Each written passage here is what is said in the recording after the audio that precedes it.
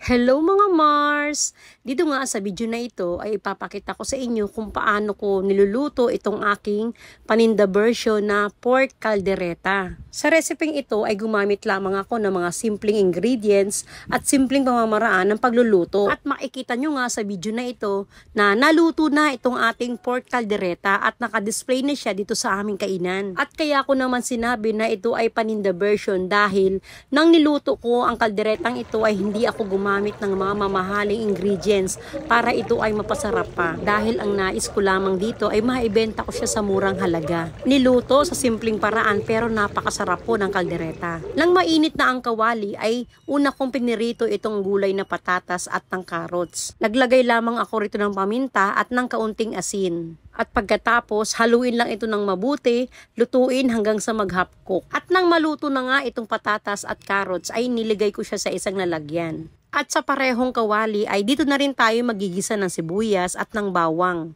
Gisahin lamang ito hanggang sa mag-golden brown. At ilalagay ko na itong karning baboy. Yung dami ng karne na ginamit natin sa reseping ito ay 2 kilo mga Mars. At kapag nailagay na itong karne ay haluin lang ito ng mabuti. Mas maganda talaga kapag ang karne ay nasasangkutsa mo siya ng mabuti sa kawali. Isa itong paraan para mapasarap itong ating nilulutong karne. At pagkatapos ko itong haluin ay maglalagay lang ako rito ng pamintang powder at ng pamintang durog at tatakpan ko lang ito hanggang sa lumabas yung pinakatubig ng karne.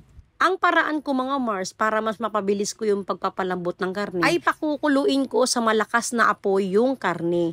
At pag kumulo na siya ay magbabawas ako ng apoy. Hihinaan ko lang ito. Sa ganung paraan ko ay mas napabilis yung paglambot ng karne. At dito nga sa kanyang pagkulo ay lumabas na yung pinakatubig ng karne ay hinalo ko lang ito ng mabuti at maglalagay ako ng suka at ng toyo. At tatakpan lang natin ito hanggang sa yung pinaka-sauce ng toyo at ng suka ay manuot doon sa karne. At nang kumulo na ay haluin lang ito ng mabuti at maglalagay na ako rito ng tubig.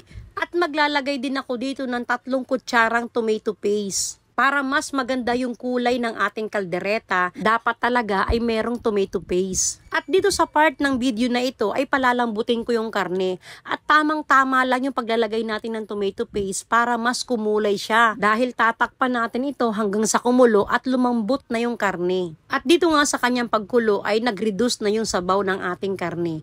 Kaya haluin lang ito ng mabuti. At unti-unti ay lumalapot na rin yung pinakasarsa niya. At sa part na ito ay maglalagay na ako ng 1/2 cup ng tomato sauce. At maglalagay din ako rito ng tubig pa.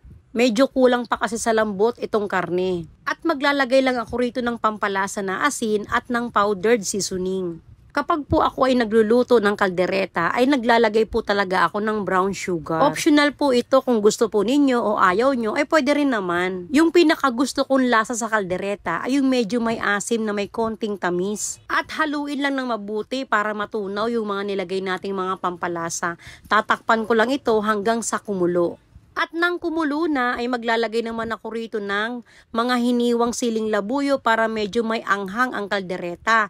At naglagay rin ako ng isang maliit na lata na liver spread. At naglagay lang din ako rito ng kaunti pang tubig at tinakpan ko ito hanggang sa kumulo. At nang kumulo na nga itong ating pork caldereta ay medyo naglalapot na yung pinaka-sauce niya. At malapit na nga itong maluto kaya ilalagay ko na yung mga piniritong carrots at ng patatas. Pagkalagay nga ng gulay ay mapapansin ninyo medyo kaunti yung ating sabaw.